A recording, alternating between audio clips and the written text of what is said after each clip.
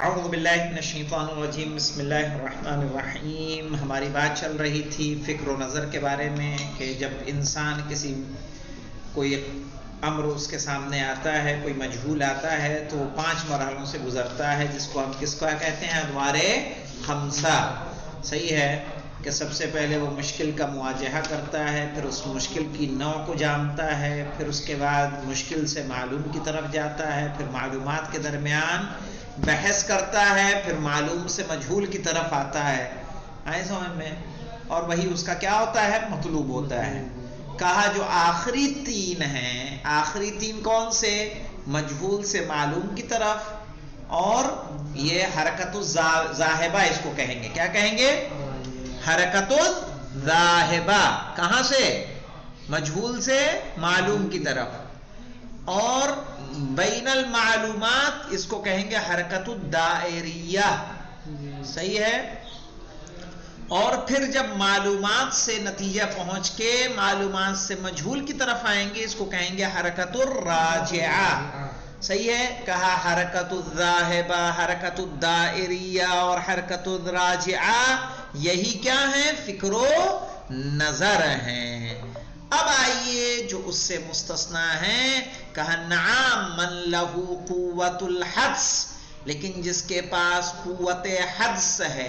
حدس یعنی جو ایکسٹرا آرڈینری کیا ہے؟ ذکی ہے، ذہین ہے۔ اللہ نے اسے وہ قوت عطا کی ہے کہ کسی بھی چیز کا جواب، جیسے آپ نے اگر دیکھا ہو تو ایک بچے کا نام کیا ہے؟ Google boy.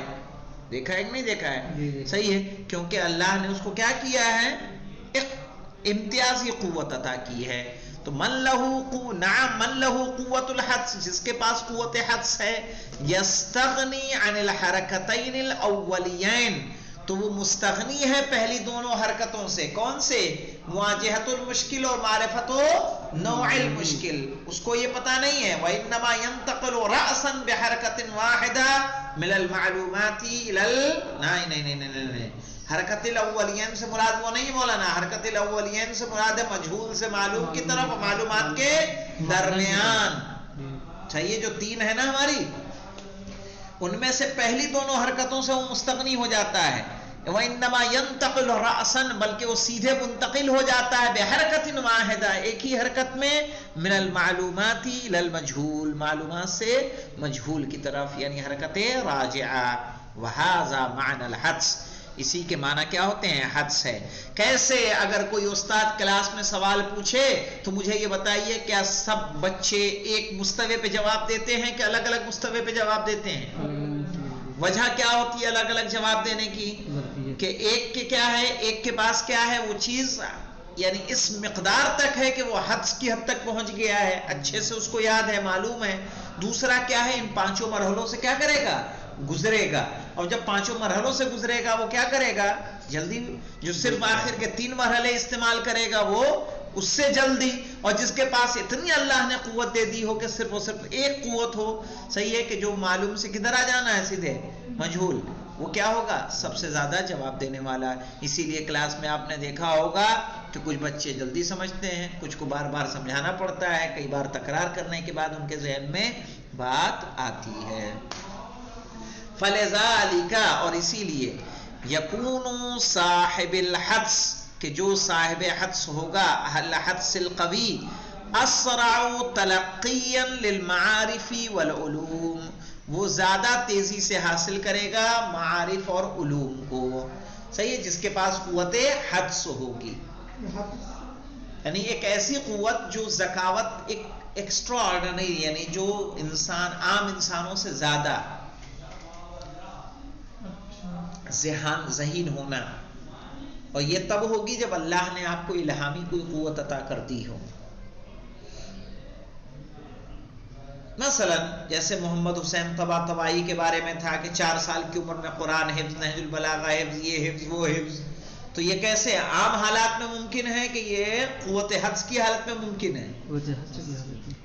ہے کہ نہیں؟ ہاں، اپنے الف بے نہیں سیکھ پاتا،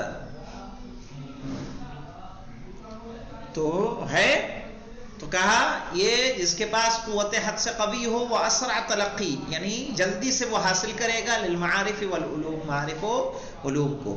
بل ہوا من نوع الالہام، صحیح ہے، بلکہ یہ کس کی قسم ہے؟ الہام کی ایک قسم ہے کہ اللہ اس کو کیا کر دیتا ہے، ایسی توفیقات دے دیتا ہے کہ وہ چیزوں کو بہت جلدی سے سمجھتا چلا جاتا ہے. توفیقات سلب ہو جائیں گی مولانا، آپ پڑھتے رہیں گے کچھ سمجھ میں نہیں آئے گا.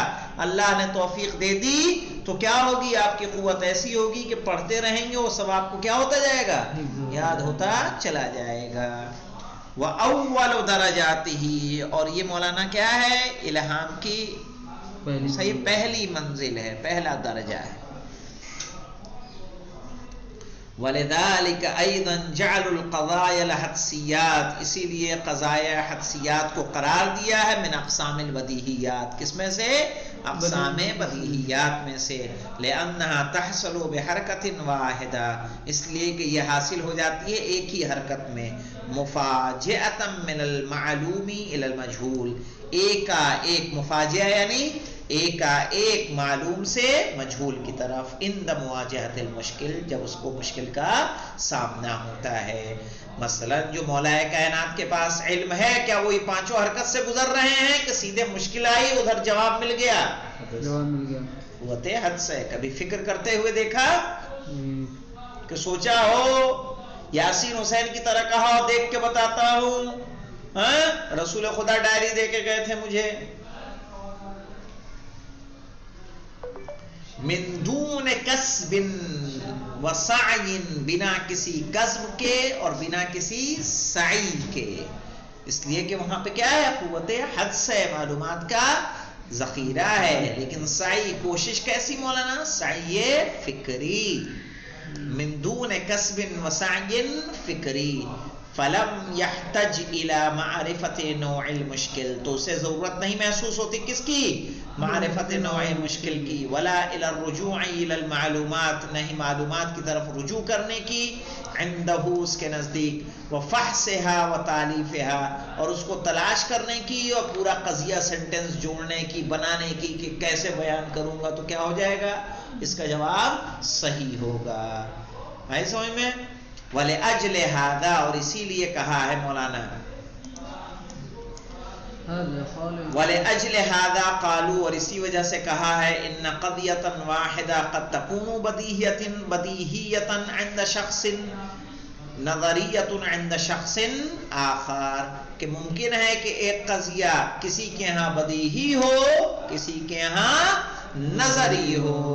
جیسے میں نے آپ کو پوچھا مفعول کتنے قسم کے ہوتے ہیں، تو آپ نے سیدھے کہہ دیا جناب 5، فلا مفعول فلا مفعول فلا مفعول.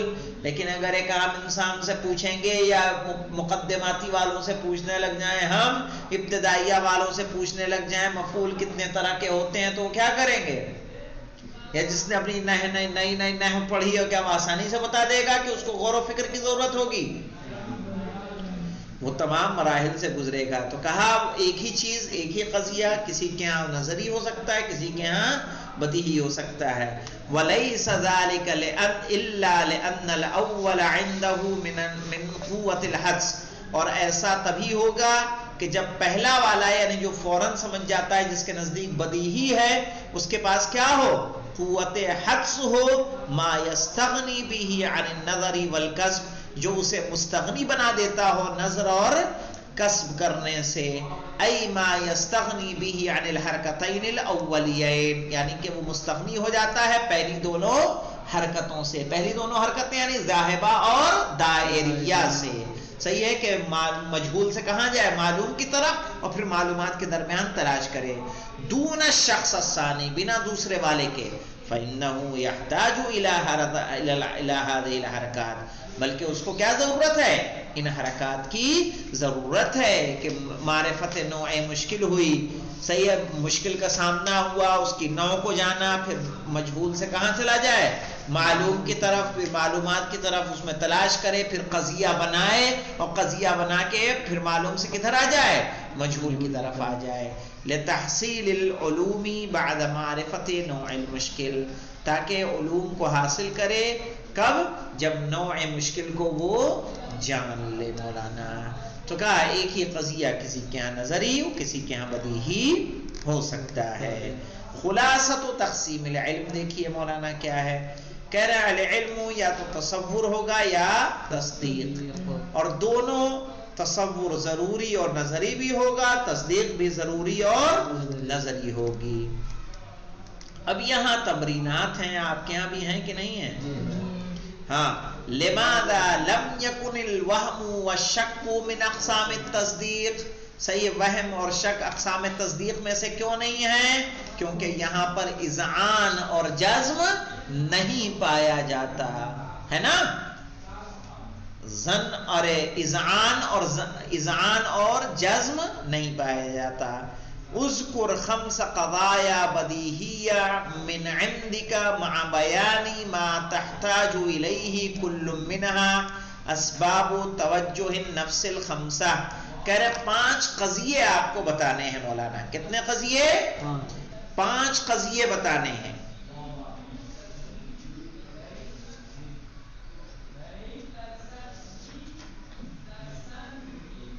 اس کے جواب لکھوا دے مولانا۔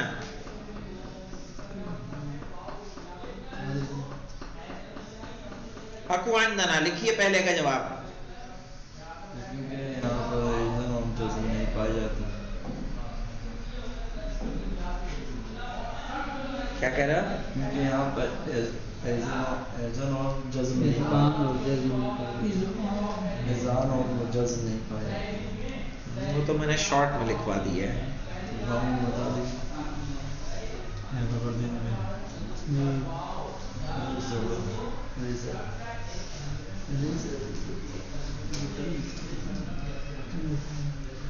چلیے 5 قضیے لکھیے۔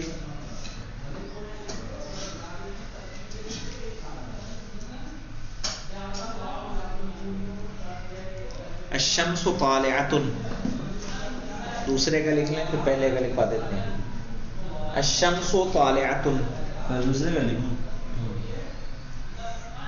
5 قضیے لکھ لیں۔ الشمس طالعۃ،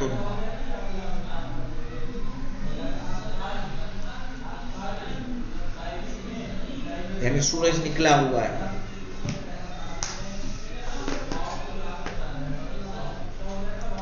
یہ قضیہ حسی ہے کہ نہیں ہے؟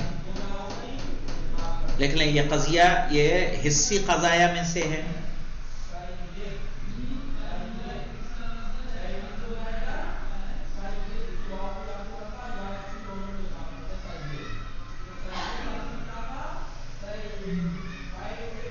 تو اسے ضرورت ہوگی سلامت حواس کی۔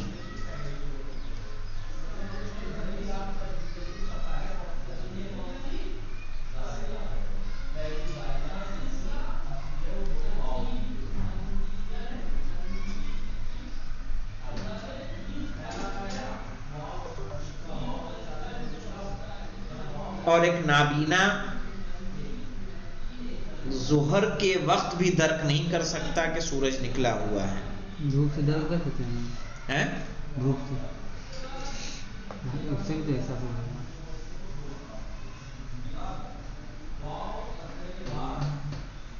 گرمی نہ کر پائے گا، ٹھنڈی میں دھوپ کی تپش اپنا اثر رکھتی ہے۔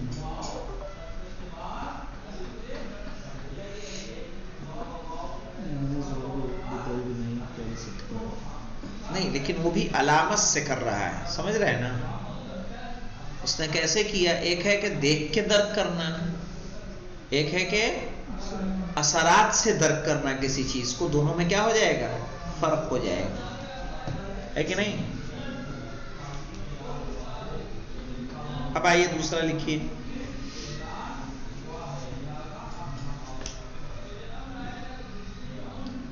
امتناع اجتماعی و ارتفاع النقیضین،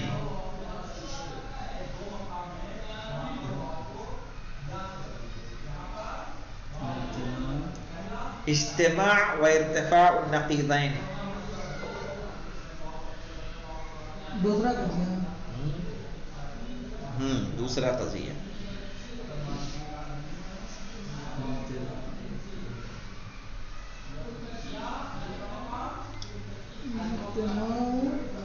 امتناع اجتماع وارتفاع النقیضین،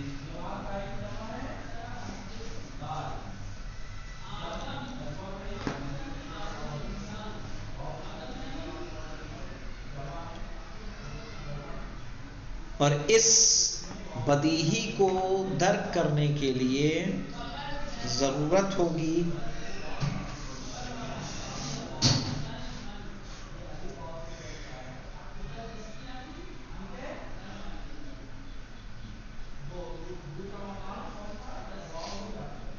سلامت الذہن اور فقدان الشبہہ کی۔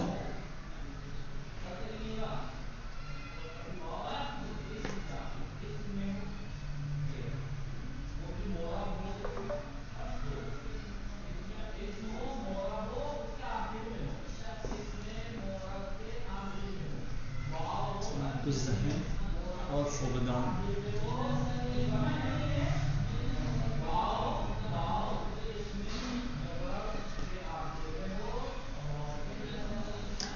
اس میں جو ہم نے لکھوایا تھا آپ کو وہ سمجھ میں آیا تھا کہ نہیں آیا تھا؟ حال والی بات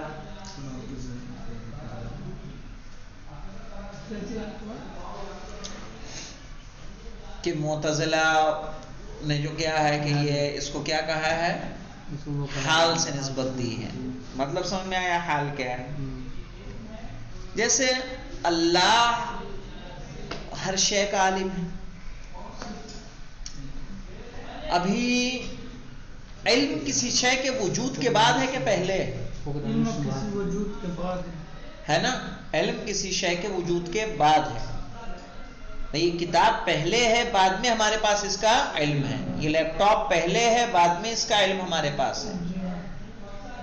کہا لیکن اللہ کا علم کسی شے کے وجود سے پہلے بھی ہے کہ نہیں ہے؟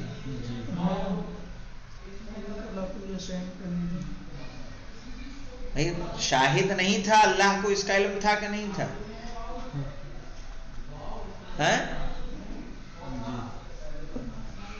راغب کا بچہ کون ہوگا، اس کی بیوی کون ہوگی، اللہ کا علم، اللہ کے پاس اس کا علم ہے یا نہیں ہے؟ ہے۔ تو اللہ کے پاس جو علم ہے چیزوں کے وجود سے پہلے کہ بعد میں؟ اللہ کو معلوم ہے یہ بیوی کس کی تھی، کیا کون ہے؟ بالکل۔ اور کیا اللہ کو معلوم بڑا بنا کر کے بھیجا اللہ نے۔ ہاں تو پہلے سے پتا ہے نا کون ہے نہیں ابھی؟ یہ آزب ہیں، مجرد ہیں، بالفعل نہیں بالپورا ہے۔ نہیں تو کیا ہے ایسا نہیں ہوتا؟ تو اللہ کا علم پہلے ہے کہ نہیں چیزوں سے؟ کسی بھی شے کے وجود سے پہلے ہے کہ نہیں ہے؟ ہمارا علم کسی بھی تو ان کا یہ کہنا ہے کہ جو چیز ہے نہیں اللہ کو اس کا علم کیسے ہوا؟ چونکہ علم تابع ہے کس کے؟ وجود کے، اور جو موجود نہیں معدوم ہے، اور معدوم کا علم بھی کیا ہے؟ اسی لیے انہوں نے اس کو کیا کر دیا؟ اجتماع نقیضین کیا ہے؟ ممکن ہے، واجب ہے بلکہ، کیونکہ اللہ کا علم جو چیز نہیں ہے وہ معدوم ہے۔ صحیح ہے؟ تو وہ معدوم بھی ہے، اور چونکہ اس کا علم ہے تو علم کے ذریعے کیا ہو گئی؟ موجود بھی ہو گئی۔ اسی حالت کو انہوں نے کیا کر دیا؟ چونکہ اللہ کے اس علم کی تفسیر کرنے سے وہ کیا ہو گئے؟ عاجز ہو گئے کہ اللہ کا وہ علم کیسے ہے۔ اللہ بندے میں فرق ہی کہاں رہ جائے گا؟ اللہ یہی چیز نہ اسی میں نے اشتباہ کر دیا ہے۔ کیوں ضروری ہے فقدان الشبہ؟ فقدان الشبہ جب ہم نے کہا تو کیوں ضروری ہے فقدان الشبہ؟ اسی وجہ سے ضروری ہے تاکہ ہم فرق کر سکیں کہ اللہ کا علم کون سا ہے اور ہمارا علم کیا ہے۔ اللہ کا علم علم حضوری ہے، ہمارا علم علم حصولی ہے۔ علم حصولی محتاج ہے چیزوں کے موجود ہونے کا، لیکن علم حضوری محتاج نہیں ہے چیزوں کے موجود ہونے کا۔ صحیح ہے؟ ہم چیزوں کے وجود سے پہلے اس کے عالم نہیں ہو سکتے۔ بھائی ہم کیسے کہتے ہیں، ابو ہریرہ پہ دلیل قائم کرتے ہیں کہ جب وہ رسول کے محضر میں نہیں تھا تو اس نے کیسے روایتیں بیان کر دی؟ اس کی ولادت اس سن میں ہوئی ہے، کیسے ہم بیان کر دیتے ہیں؟ کیوں کہتے ہیں؟ کیونکہ جس چیز کا وجود نہیں ہے، ظاہر ہے، ہم اس کے بارے میں کیسے بات کریں؟ اس کا علم اس کو کیسے ہوا ہے؟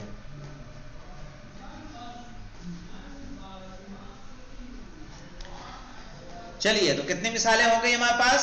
2 ہو گئی، اب بھی 3 رہ گئیں. انشاءاللہ اسے کل پورا کیا جائے گا. والحمدللہ رب العالمین.